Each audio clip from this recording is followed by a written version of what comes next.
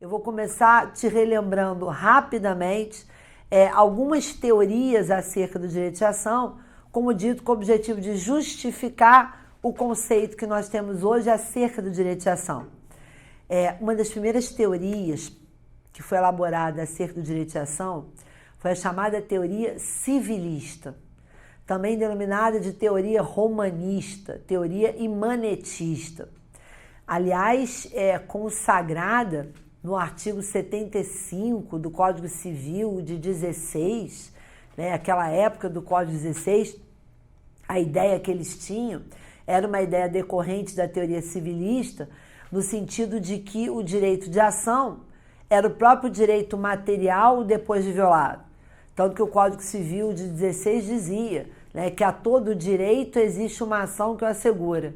Claro que não na visão moderna que a gente vai dar aqui ao final, mas, repetindo, a visão da teoria civilista era que o direito de ação era o próprio direito material depois de violado. Então, eles não conseguiam enxergar a ação como sendo um direito independente do próprio direito material. Afirmavam os adeptos da teoria civilista que a ação ela era um apêndice do próprio direito material. E essa teoria civilista fez com que eles elaborassem, à época, uma frase famosa, não sei se vocês vão lembrar, e essa frase dizia o seguinte: não há direito sem ação, não há ação sem direito. Então, a frase clássica, que marcava as ideias da teoria civilista era a afirmação no sentido de que não há direito sem ação, não há ação sem direito. Vamos examinar essa frase para que a gente entenda um contexto da época e o que eu posso puxar de atualidade para você hoje. A primeira parte da frase, como dito, dizia: não há direito sem ação.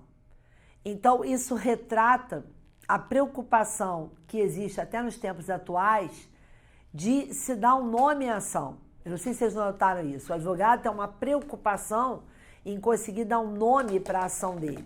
Qual o nome que eu dou a essa ação?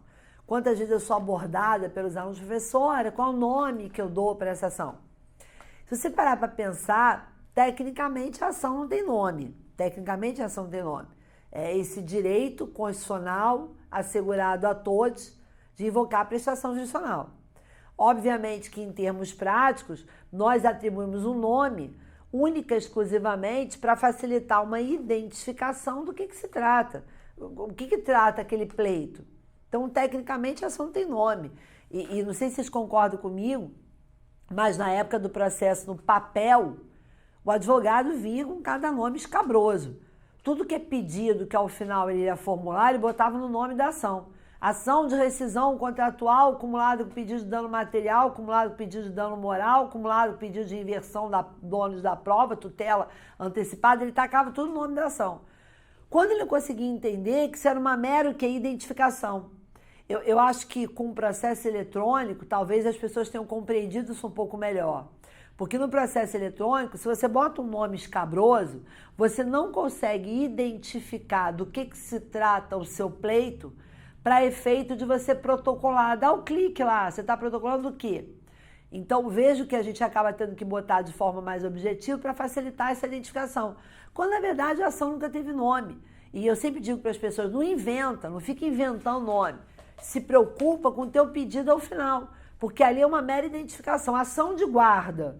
Tá, mas eu quero regulamentar responsabilidade, regra de convivência ou regra de visitação, o básico que eu chamo de ação de guarda. Ação de indenização. Não precisa botar ação de indenização por dano emergente, lucro cessante, pedido de tutela. Isso não é nome da ação. Repito, é uma mera identificação.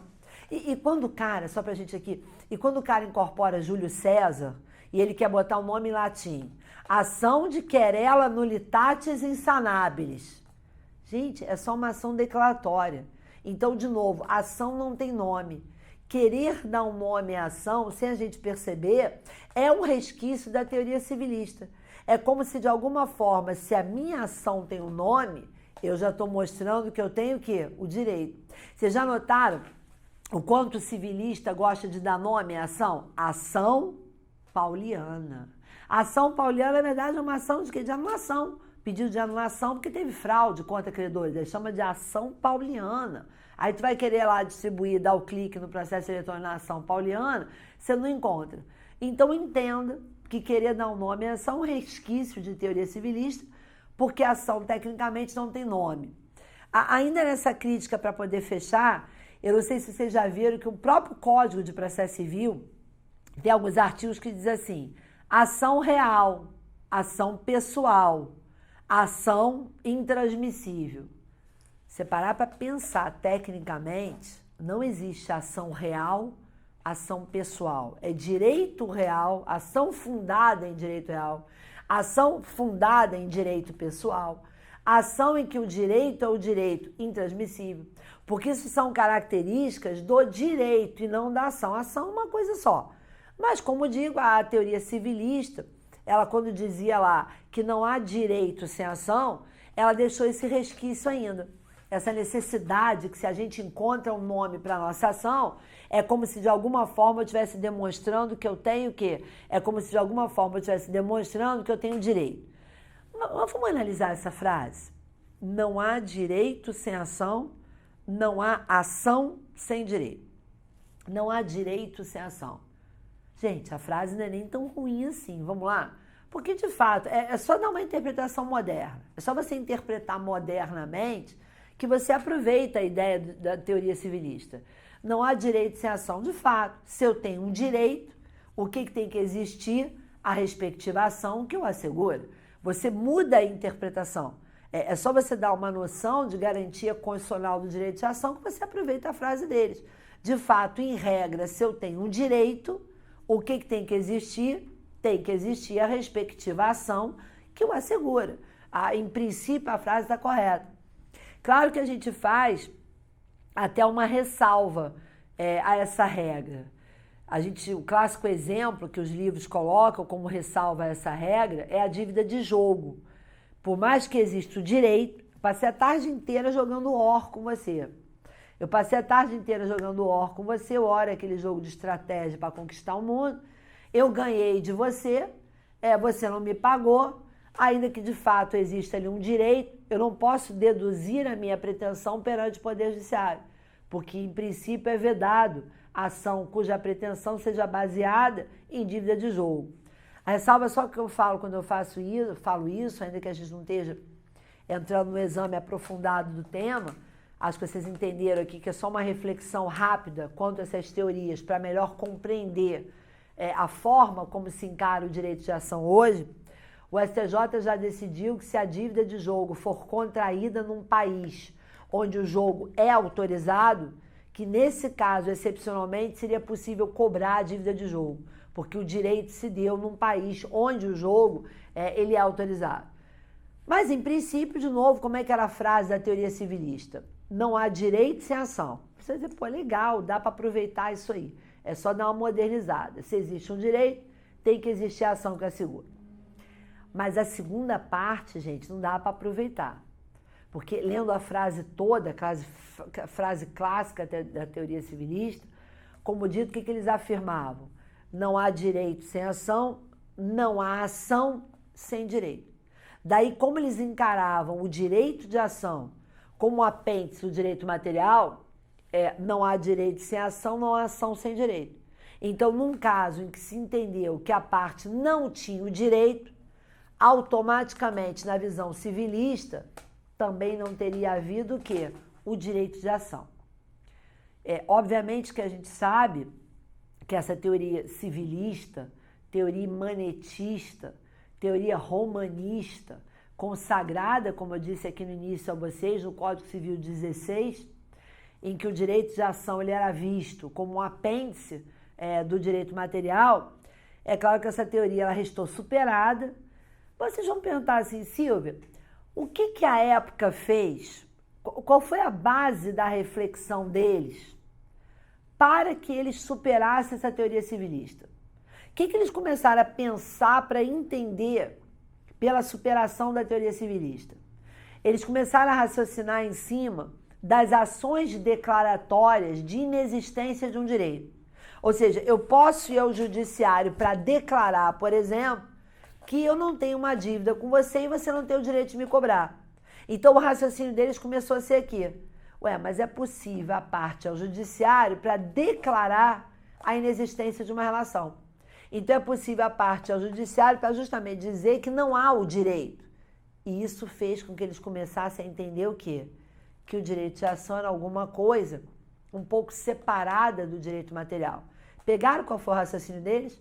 Se eu posso ingressar com uma ação declaratória de inexistência de uma dívida ou de inexistência de uma relação qualquer, direito qualquer, eu estou dando aqui como exemplo dívida, até porque é um caso muito comum no dia a dia forense, as ações declaratórias de inexistência de dívida, estou sendo cobrado por aquele com quem eu nunca travei qualquer relação jurídica, eu vou ao judiciário justamente para o judiciário dizer, em outra interpretação, que aquele réu não tem o direito de me cobrar.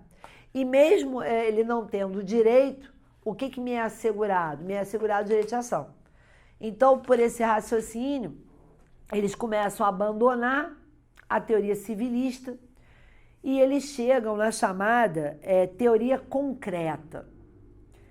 Pela teoria concreta, o direito de ação seria o direito a uma sentença de procedência. Então, para os adeptos da teoria concreta, o direito de ação seria o direito a uma sentença de procedência. Talvez eu nem precise dizer para você, né? Qual é o ponto de crítica dessa teoria. Quer dizer que, obviamente, naqueles casos em que um pedido formulado ele foi julgado improcedente, para os adeptos da teoria concreta não teria havido exercício de ação. Então, tudo bem que eles avançam num passo em relação à teoria civilista. Eles já conseguem enxergar alguma independência entre o direito material e o direito de ação. Mas eles continuam a errar ao afirmar que o direito de ação seria o direito a uma sentença de procedência. E aí, obviamente, naqueles casos em que o pedido formulado tenha sido julgado improcedente, o que não teria havido? Não teria havido o exercício do direito de ação. Como eu disse, aqui eu vou fazer uma repetição rápida de algumas teorias, só para permitir você entender o conceito atual. E aí, paralelamente à teoria concreta, vem a teoria do que venda. E quando a gente falou de jurisdição, a gente falou tanto de que venda, né? Que venda trouxe um conceito de jurisdição, que venda apresentou classificações à jurisdição, a gente falou aqui de que venda. E eu queria trazer a teoria do que venda, até porque eu morro de medo de você se empolgar e achar que ela é ótima, que está tudo certo. Essa teoria do que venda, ela foi meio que paralela à teoria concreta. Então, não é um passo posterior, não é um momento posterior. O que venda dizia que a ação é um direito potestativo por excelência. Então, na visão do que venda, a ação seria um direito potestativo por excelência. O que é um direito potestativo, gente? É aquele caracterizado por uma sujeição. Direito potestativo é aquele caracterizado por uma sujeição. Então, veja que quando a gente tem exercício de um direito subjetivo, direito subjetivo é aquele que corresponde a uma prestação. Ao exercício do meu direito, vem a prestação da parte contrária. Mas, segundo o que vendo, o direito de ação seria um direito potestativo, ou seja, como está sendo dito, o direito potestativo é aquele caracterizado por uma sujeição. Só para fazer uma rápida analogia e você conseguir compreender isso aqui um pouco melhor, veja que se eu quero vender um apartamento, ao exercício do meu direito subjetivo de vender um apartamento, obviamente que eu dependo de alguém que queira o quê? Eu dependo de alguém que queira comprar. Então, o exercício do meu direito depende de uma prestação. Preciso de alguém que queira comprar. No direito potestativo, que como eu coloquei, a palavra que caracteriza o direito potestativo é a sujeição, o que seria um clássico exemplo de direito potestativo? Uma clássica situação caracterizadora disso aqui. Às vezes aquela pessoa que eu atendo lá no escritório e que diz assim, não, então, doutor, eu queria te falar que eu não quero dar o divórcio. Queria ver, doutor, porque eu queria te dizer que eu não quero dar o divórcio. Eu não quero dar o divórcio. Gente, divórcio é um direito potestativo. Ele se caracteriza por uma sujeição. Como a gente brinca, às vezes, que vai divorciar, vai. Pode ser com classe ou sem classe. Né? Entenderam que eu brinco com classe ou sem classe? Pode ser judicial, amigável, como pode ser o quê? Extrajudicial amigável. Como tem aquele caso que não vai ter jeito. O divórcio ele vai ser litigioso. Então, o divórcio, a renúncia, são exemplos de direitos potestativos. Renúncia de mandato. Eu simplesmente quero renunciar. Isso independe do consentimento da parte contrária. Mas veja, por exemplo, se eu estou doando, em regra, a doação ela depende de quê? De aceite. Então, o direito subjetivo depende de alguém que aceite o exercício daquele direito. Quando você leva isso aqui para a ação, que é o nosso foco, eu morro de medo de você achar a ideia do que eu vendo um espetáculo. Porque você pode pensar assim, ao exercício do direito de ação, irá corresponder a que a parte contrária só resta o quê? Se sujeitar. Vamos falar aqui como o leigo fala? Se o leigo não fala assim, eu vou botar um processo em cima do fulano, né? Eu vou botar o fulano na justiça. Então, de repente, você pode ter uma ideia equivocada, repito, de que ao exercício de direito de ação de uma parte, só restaria a outra se sujeitar. Gente, só que está tudo errado. Quando nós estudamos jurisdição, nós falamos aqui do caráter substitutivo. Então, o Estado trouxe para si o exercício da função jurisdicional. A partir do momento que o Estado traz para si o exercício da função jurisdicional, e ele passa a substituir originariamente aquele que tem uma pretensão não satisfeita, uma pretensão que poderia ser satisfeita pelo particular e não foi, e o Estado substitui, no momento que ele traz para si o exercício da função jurisdicional, o Estado se comprometeu ao dever de prestar jurisdição. Então, aquele que tem uma pretensão não satisfeita e deduz a sua pretensão perante o Estado juiz, ao exercício dessa pretensão corresponde sim uma prestação. O Estado ele tem o dever de prestar jurisdição. Claro que isso até explica tecnicamente por que numa petição inicial nós não escrevemos, fulano de tal vem propor ação contra Beltrano de tal. Que na verdade você não está contra ninguém. Você deduz a sua pretensão perante o Estado juiz, que se comprometeu ao dever de prestar jurisdição. Então, obviamente que a ação não pode ser um direito potestativo. Porque, como dito aqui, direito potestativo é o direito a uma sujeição. Daí, só para voltar um pouquinho, eu disse, olha, teve a teoria civilista, em que o direito de ação era o próprio direito material depois violado. Teve a teoria concreta, e pela teoria concreta, o direito de ação era o direito a uma sentença de procedência. E, paralelamente à teoria concreta, vem a teoria do Chiovenda, a ação como direito potestativo. Aliás, o Chiovenda chegava a dizer que a ação seria o direito potestativo por excelência. O Chiovenda chegava a dizer que a ação seria o direito potestativo por excelência, porque na visão dele, o direito de ação se caracterizaria por uma sujeição, o que é um equívoco. Repito a vocês, o Estado juiz se comprometeu ao dever de prestar jurisdição. Então, a gente deduz a nossa pretensão perante o Estado juiz.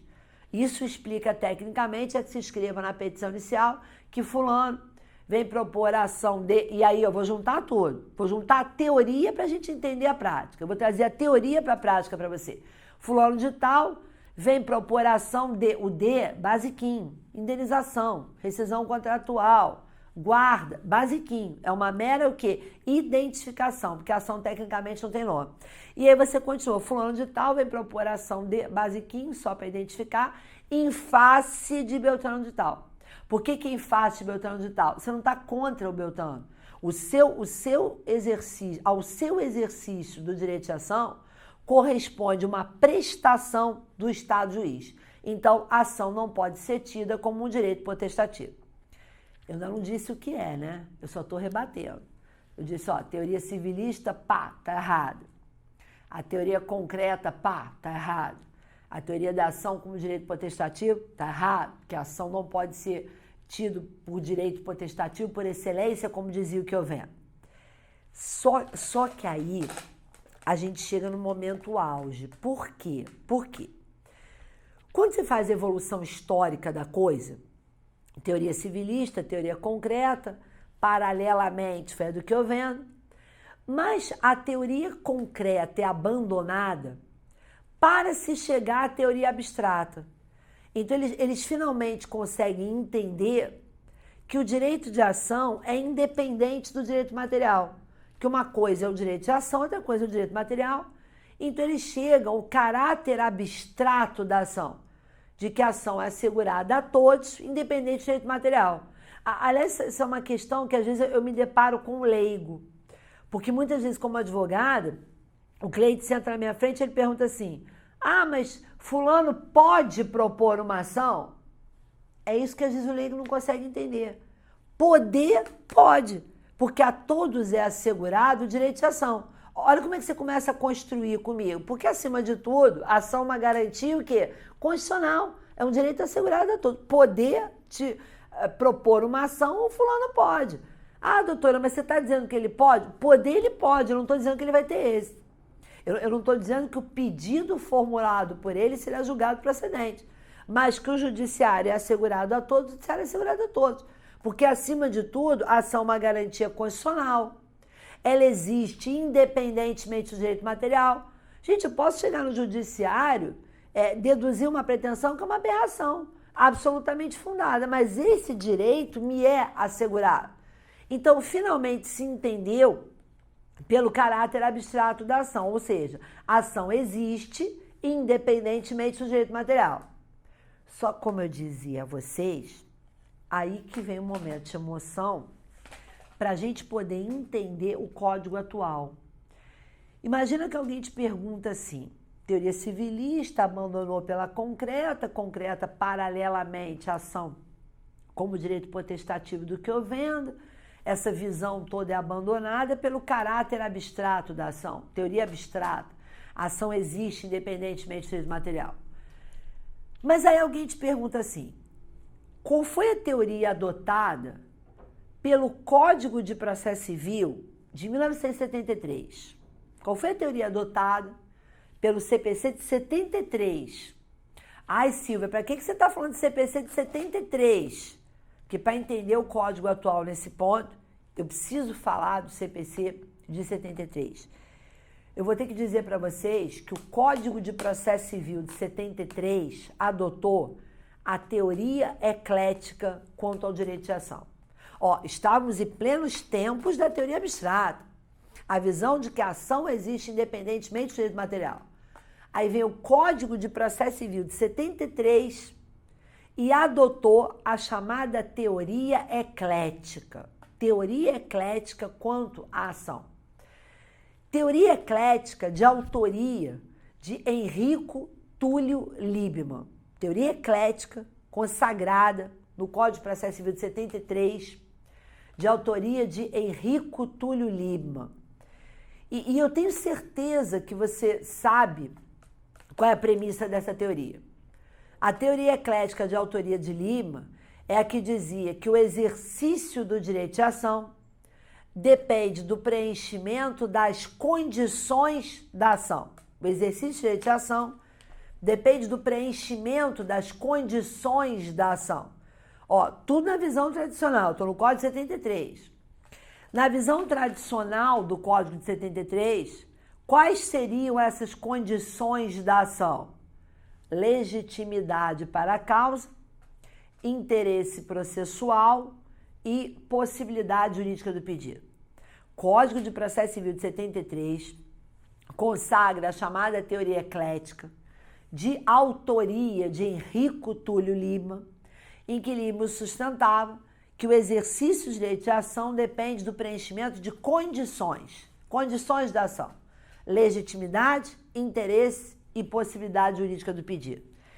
Deixa eu contar uma passagem do processo civil que eu acho muito interessante, que apesar daqui não ser aula de história do processo civil brasileiro, a gente tenta no nosso curso dar uma visão bem prática para vocês, mas eu penso que às vezes tem algumas questões históricas que elas fazem a gente entender o que aconteceu e o tempo atual. Por ocasião da guerra, o Liebmann ele veio para o Brasil. Por ocasião da guerra, o Liebmann veio para o Brasil. Num primeiro momento, ele chega aqui no Rio de Janeiro, mas imediatamente ele é levado para São Paulo e ele começa a dar aula de processo civil na Universidade de São Paulo. Só que, paralelamente, ele se reunia com um grupo de professores de processo civil muito interessados no estudo da ciência processual. Eu acho que muitos de vocês sabem quem eram esses alunos do LIBA, né? Quem eram os alunos do LIBA? Cândido Lamarco, Ada Pellegrini Grinover, Alfredo Buzaide, Araújo Sintra. Vejam que a Ada, o Cândido e o Araújo Sintra, inclusive, escreveram aquele livro de Teoria Geral do Processo, um clássico em TGP. Alfredo Buzaide, autor do anteprojeto que deu ensejo ao Código de Processo Civil de 73. Então, eles se reuniam com o objetivo de discutir processo, colocação feita à época, nesse momento histórico em que o Líbano, por ocasião da guerra, ele vem para o Brasil. O Código de Processo que nós tínhamos aqui no Brasil era o Código 39. E como afirmavam à época, disseram que o Código 39 ele virou um verdadeiro Frankenstein. O que eles queriam colocar? Uma legislação totalmente esfacelada por uma série de alterações promovidas nesse código que justamente foram reflexos, né, dessas discussões da vinda do Líbano para o Brasil, da ciência processual em alta pela estada dele aqui no Brasil. Mas por que eu estou contando isso? Foram justamente nesses encontros com o Líbano, foi justamente nesse período, que elaboraram a teoria eclética quanto à ação. Foi justamente nesses encontros aí, juntamente com o Líbano, que se chegou a que o exercício do direito de ação seria condicionado à legitimidade, o interesse e a possibilidade jurídica do pedido. E aí, gente, passa a guerra, né? O Líbano volta para a Itália. Se vocês forem ver o currículo da professora Ada Pellegrini, professor Cândido Lamarco, eles continuam a estudar com o Líbano na Itália. E em 1963, aqui no Brasil, encomendaram ao jurista Alfredo Buzaide um novo Código de Processo Civil. E lá pelos idos de 62 e 63, se encomenda um novo código ao Alfredo Buzaide, que obviamente foi o projeto que deu ensejo ao CPC de 73. O Alfredo Buzaide foi um dos maiores seguidores das ideias do Líbano. E obviamente, gente, o que esse código de 73, o que esse código consagrou em 2 dispositivos legais? O que nós encontramos em 2 dispositivos legais no Código de Processo Civil de 73, que eu tenho certeza que vocês vão lembrar comigo? Né? O Código de 73 dizendo lá no artigo 3º que para propor ou contestar a ação é necessário ter legitimidade e interesse. E o mais clássico de todos, o artigo mais conhecido de todos, que eu vou repetir na sua redação original, porque esse artigo depois sofreu alteração, que era o 2676. 2676, na sua versão original, hoje ele até corresponde ao 485.6. Eu estou explicando tudo isso, como eu disse, para chegar no código atual. Mas na sua versão original, o 485, hoje o 485.6, mas era o 2676, dizia assim: extingue-se o processo, sem julgamento de mérito, se não concorrer qualquer das condições da ação, como a legitimidade, o interesse e a possibilidade jurídica do pedido. Então, veja que o Código de Processo Civil de 73 consagra a teoria eclética de autoria do Líbano. E aí, claro que eu vou ter que desenvolver com vocês no próximo bloco qual é o reflexo disso aí no Código atual e em que parte o Líbano ele acabou por alterar o posicionamento dele.